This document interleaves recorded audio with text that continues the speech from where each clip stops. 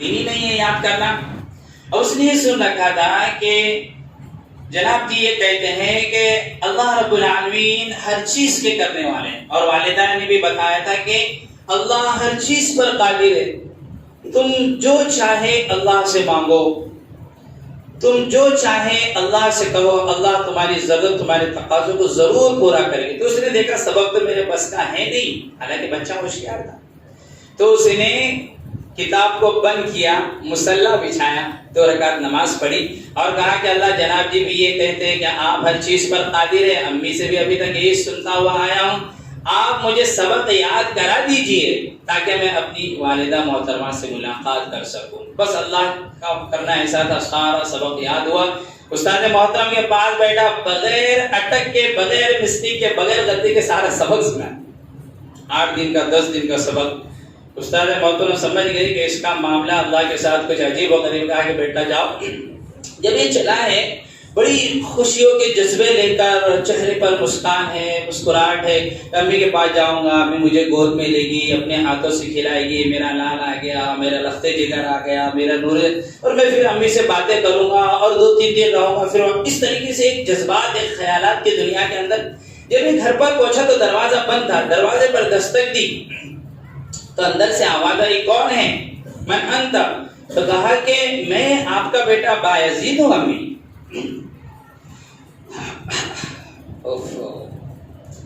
تو اندر سے آواز آئی، کون بایزید ہے؟ میرا کوئی بایزید نہیں، میرا ایک بایزید ہے جسے میں نے مولانا صاحب کے بعد چھوڑا ہے. وہ جب عالم دین بن جائے گا، جب وہ اللہ کا دوست بن جائے، اون تب آئے گا. یہ کون بایزید ہے؟ میں نہیں پہچانتی اس بایزید کو.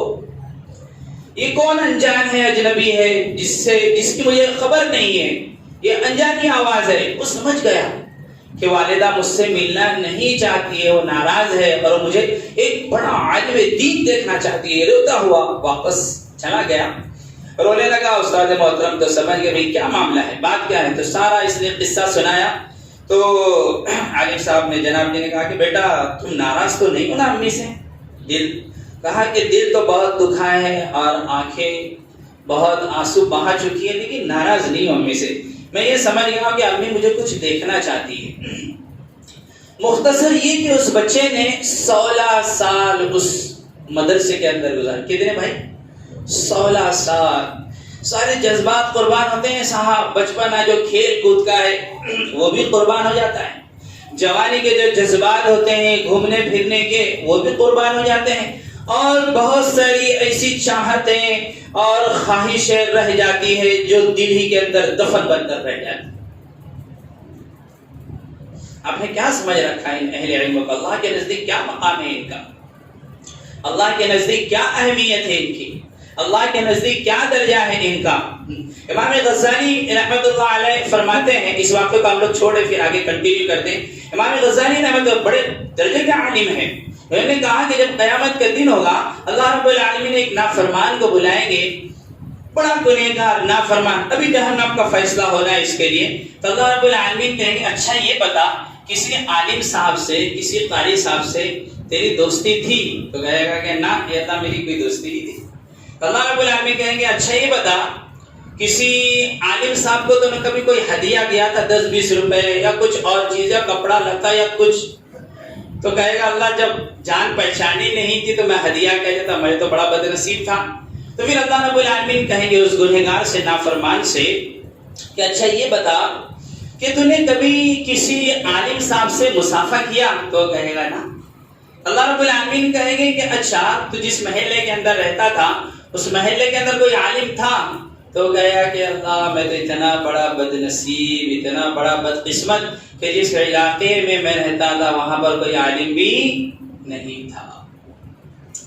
پھر اللہ رب العالمین اس سے کہے گا اچھا یہ بتا، جب تو کبھی بازار سے گزرا، جب تو کبھی کسی راستے سے گزرا، جب تو کبھی کسی سڑک سے گزرا تو کسی عالم دین پر تیری نظر پڑی ہو، تو نے کسی عالم کو دیکھا ہو، کسی مفتی کو دیکھا ہو، تو کہے گا کہ ہاں میں ایک مرتبہ سڑک سے گزر رہا تھا، راستے سے گزر رہا تھا، تو میری ایک عالم صاحب پر نظر پڑی تھی. تو میرا رب کہے گا کہ ہاں ٹھیک ہے، جن نظروں نے عالم کا دیدار کیا ہو اس آنکھ کو میں جہنم میں داخل نہیں کر سکتا.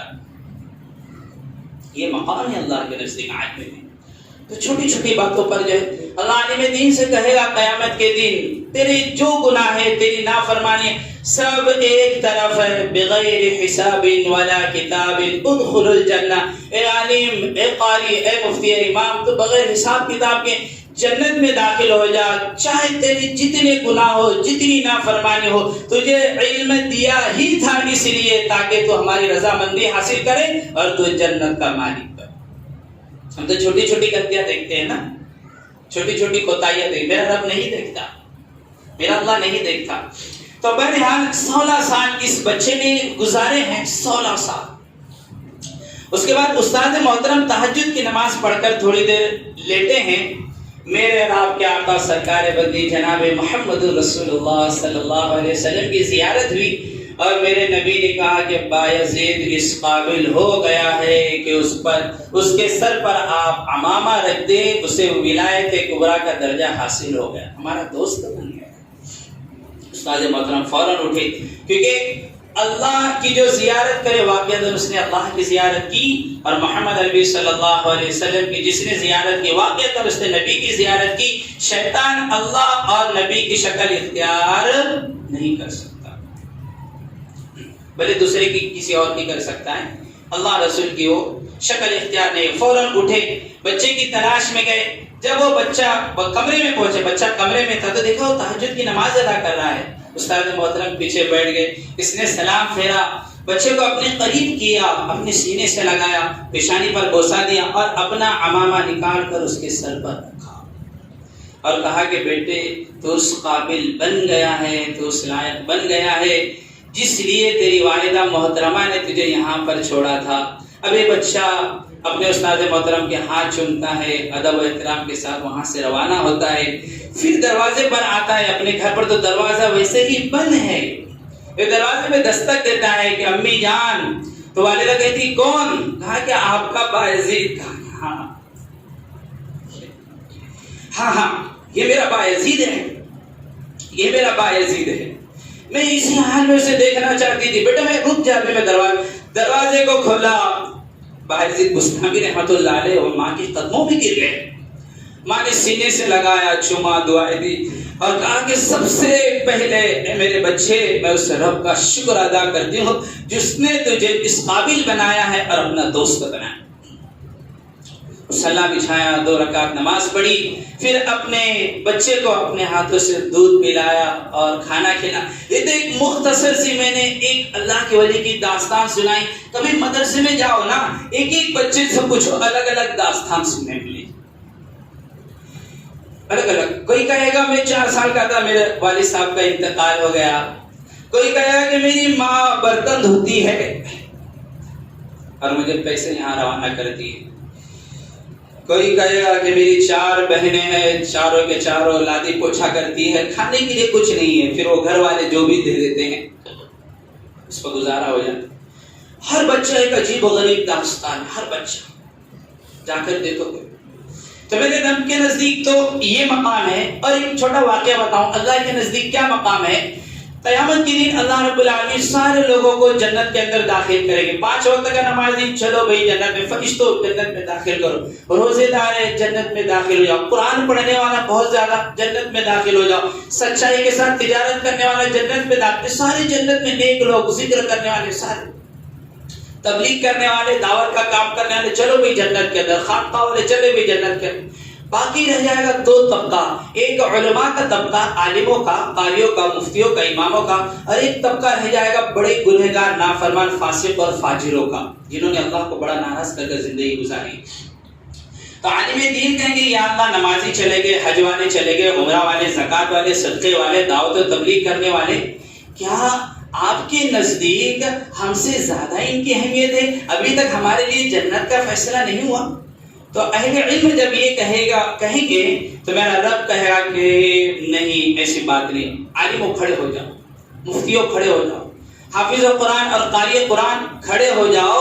یہ سارے علماء کھڑے ہوں گے، سارے عالم دین کھڑے ہوں گے، اور سامنے ایک صف بنی ہوئی ہے، ایک مجمع، ایک گروہ ہے نافرمانوں کا، شرابی کبابیوں کا، اللہ کو ناراض کر کے زندگی گزارنے والوں کا۔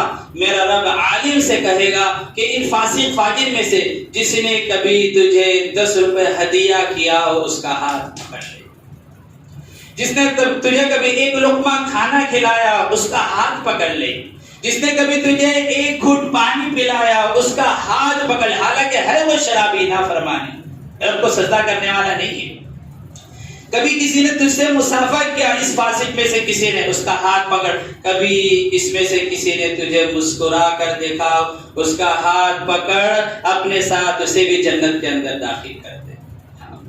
یہ مقام، اور ہم نے کیا گتی بنائی صاحب، مسجد سے ہی امام کو نکال دیا۔ 12 سال سے 15 سال سے 18 سال سے جو آپ کے بچے کو پڑھائے، 20 سال تک 15 سال تک آپ کو سنبھالا، دینی تعلیم کے اعتبار سے آپ کے بچے کو انسان بنایا، قرآن سکھایا، آخرت سواری، دنیا میں بھی انسان بنایا، ماں باپ کے قدر احترام کرنے والا بنایا۔ آپ نے کہا کہ صاحب 5-6 مہینہ ہم نہیں سماج، کئی مسجدوں سے امام کو خارج کر۔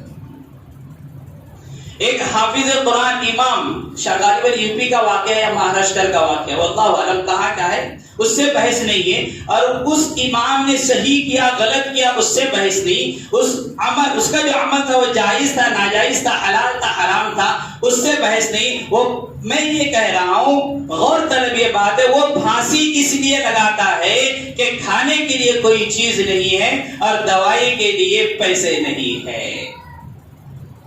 کتنی آبادی ہے صاحب مسلمانوں کی ہمارے بھارت کے اندر؟ 25 کروڑ بتائے جاتے ہیں، لیکن وہ جھوٹ ہے۔ آپ کو میں بتاؤں 50 کے آس پاس ہوگی، اس سے زیادہ کم نہیں، وہ تو بس آنکڑا بتایا جاتا ہے۔ 50 کروڑ کی آبادی کے اندر ایک امام، ایک حافظ قرآن اپنے آپ کو پھانسی لگا کر مر رہا ہے، صرف اس لیے کہ اس کے پاس 2 وقت کا کھانا میسر نہیں۔ آج کی تاریخ میں آپ کا بچہ پیدا ہو تو اذان عالم صاحب دے، بچے کا انتقال ہو جائے، اللہ نہ کرے 2 گھنٹے 3 گھنٹے تک مسلسل اس کے غسل کا مسئلہ، اس کے کفن کا مسئلہ، اس کے دفن کا مسئلہ۔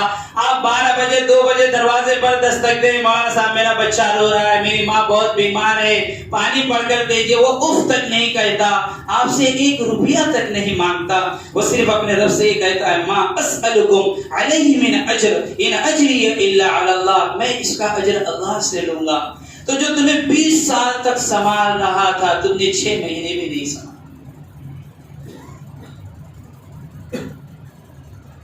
20 سال تک سنبھالا۔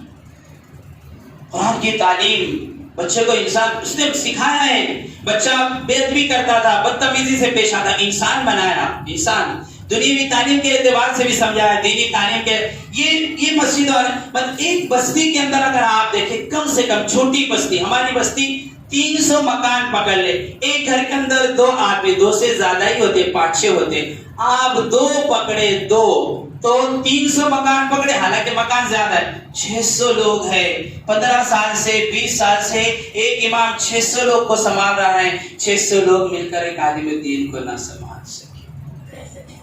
کیا ہوا صاحب، ابھی انکم نہیں ہے، جمعہ کے لیے انکم آتی تھی وہ تو بند ہو گئی، مولانا صاحب آپ اپنا دیکھ لیں۔ پھر مدرسے والوں سے بھی غلہ ہے میرا، مدرسے والے بھی، کچھ مدرسے والوں نے بہت ہی بزدلی کا اظہار کیا، اس نے فراخ دلی بتائی، الحمدللہ کلکوا والے اور دیوبند والے، ان کو سلام ہے، سلیوٹ ہے ان کو۔ لیکن کچھ مدرسے والوں نے بہت ہی کم ہمتی بتلائی، جو عالم دین نے جس نے 40 سال 35 سال آپ کے وہاں پر آپ کی زندگی کھپا دی، اس نے دائیں بائیں نہیں دیکھا، اس نے اپنے بچے کے فیوچر کے بارے میں نہیں سوچا کہ میرے بچوں کا کیا ہوگا۔ یہ 8,000 10,000 کی تنخواہ کے اندر آپ کا گھر تو 50,000 میں نہ چلے، یہ 10,000 کے اندر روکھی سکھی چلا کر جسے ساری زندگی مدرسے کے اندر لگا دی، 25 سال تک 30 سال تک مدرسے کے بچوں کو، محتمین کو اور بانی مدرسے کو سنبھالتا رہا، صرف 5-6 مہینے کے اندر مدرسے کے محتمین صاحب کہہ رہے کہ صاحب اب انکم کا کوئی ذریعہ نہیں، کوئی سورس نہیں ہے، آپ اپنا انتظام۔ پھر آئیے ٹیوشن والوں کے اوپر، کتنا لیں گے صاحب آپ؟ 500 روپے تو بہت زیادہ ہے مولانا صاحب، ابھی اتنا نہیں چل رہا ہے یہاں پر. انگلش ٹیوشن کی فیس 1000 2000، وہاں پر کوئی بارگیننگ نہیں صاحب، وہاں پر کوئی آرگیومنٹ نہیں. اور جہاں پر اب میری ہے اور فرانسس ہے وہاں پر تو 5,000 10,000 بھر سکتے ہیں. شادی کے فنکشن کے اندر 50,000 روپے خرچ کر سکتے ہیں. لیکن مولانا صاحب جب گھر کے اوپر پڑھانے آئے تو پھر اس کے اندر نہیں مولانا یہ تو بہت زیادہ ہے. 1000 روپے تو ایک کام کیجیے آپ 700 روپے کر لیجیے، 500 تو اب 400. اللہ اکبر اللہ اکبر. اب کیا حادثہ ہوا پتہ ہے آپ کو لاک ڈاؤن کے اندر؟ مولانا صاحب فون کرے بھائی آدم اب دوسرا ٹیوشن تو نہیں پڑھا سکتے نا، کیونکہ دوسری جگہ اگر پڑھائیں گے تو پہلے والے بلا لیں گے تو اچھا نہیں. تو ان کو تو خودداری اور غیرت کا احساس ہے، لیکن ان کو ایسا اچھے خاصے گھرانے کے نہیں. ابھی اتنا صبر کر لیا، تھوڑا سا اور صبر کر لیجیے، 2-3 مہینے اور رک جائے، 2-3 مہینے اور رک جائے. اللہ کے بندو تمہیں تو یہ ہونا چاہیے، اگر اللہ نے دیا ہے تو نہیں دیا تو کوئی سوال نہیں. اگر اللہ نے دیا تو تمہیں یہ چاہیے تھا کہ آپ ڈبل ٹیوشن فیس دے. کہ حالات تھے دائیں بائیں جو کام کرنے کے تھے وہ نہ کر سکا، اور وہ 10 سال سے 12 سال سے آپ کے بچے کو ٹیوشن پڑھا رہا تھا، اور اب 6 مہینے کے اندر یہ معاملہ ہو گیا آپ کا.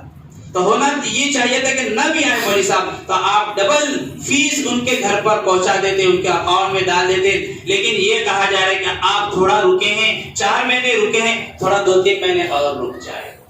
میری تو اللہ سے دعا ہے کہ اللہ رب العالمین عالم دین کو اتنا مال دے، اتنا مال دے، اتنا مال دے کہ ساری دنیا کے اندر وہ لوگوں پر لٹاتا رہے، اور وہ دنیا والوں کو بتائے کہ مال اس طریقے سے انسانیت پر خرچ کیا جائے. اور میرے پیارو یہی حال رہا نا، یہی حال رہا نا، تو آپ میری بات لکھ لے، نوٹ کر لے، 10-12 سال کے بعد 15 سال کے بعد کوئی اچھا عالم آپ کو ملنے والا نہیں ہے، نہیں ملے گا. جو قوم اپنے عالم دین کی قدر نہ کرے وہ قوم کیسے کامیابی حاصل کر سکتی ہے؟ کہتے ہیں من لم يرحم صغیرنا ولم يوقر کبیرنا وعلماءنا فلیس منا. جو چھوٹوں پر رحم نہ کرے، بڑوں کی عزت نہ کرے، اہل علم کی قدر نہ کرے، وہ ہم میں سے نہیں. یعنی مسلمان یہاں پر ہے، صرف یہاں پر، یہاں زبان پر، اندر کچھ نہیں ہے. اور پھر وہ جو ٹوہ میں لگ جاتے، دلوں کے اندر بغض عداوت نفرت بھری ہوئی اہل علم. ارے عالم بھی انسان ہے، کوئی فرشتہ نہیں ہے، کوتاہی ہوگی. یہ نکال دو ذہن سے کس سے کوئی کوتاہی نہ ہو. کھانا پینا اس کے ساتھ لگا ہوا، بیوی بچے اس کے ساتھ لگے ہوئے، شادی بیاہ اس کے ساتھ لگا ہوا، ساری مصروفیات ہیں، آپ سے زیادہ تقاضے ہیں. کوتاہی ہوگی، کمی ہوگی، آپ نظر انداز کریں، معاف کرنے کی کوشش کریں. جب اللہ معاف کرنے والا اتنا بڑا بادشاہ ہے تو آپ کیوں ٹوہ میں لگے ہوئے؟ تو ہونا یہ چاہیے کہ ان کی قدر کرے، ان کا احترام کرے، ان کا ادب کرے. اور میں تو اللہ تعالیٰ سے دعا کرتا ہوں کہ اس شر کو اللہ رب العالمین خیر میں بدل دے. بہت سارے علماء کرام نے تجارت کی طرف رخ کیا، الحمدللہ اللہ کا بہت بڑا احسان ہے. میں بھی عالم دین سے کہوں گا کہ آپ جو یہاں پر جو سفرا حضرات بیٹھے ہوئے بہت ہی ادب کے ساتھ، احترام کے ساتھ، آپ کا مدرسے کے اندر بہت اونچا مقام ہے، ہم آپ کی بہت ناقدری کرتے ہیں. اللہ اس ناقدری کو معاف فرمائے. ہزاروں لوگ آپ کے علاقے میں آپ کے پیچھے چلنے والے، ہونا تو یہ چاہیے تھا ہم خود آتے اور وہاں پر مدرسے کے اندر آپ کا تعاون کرتے.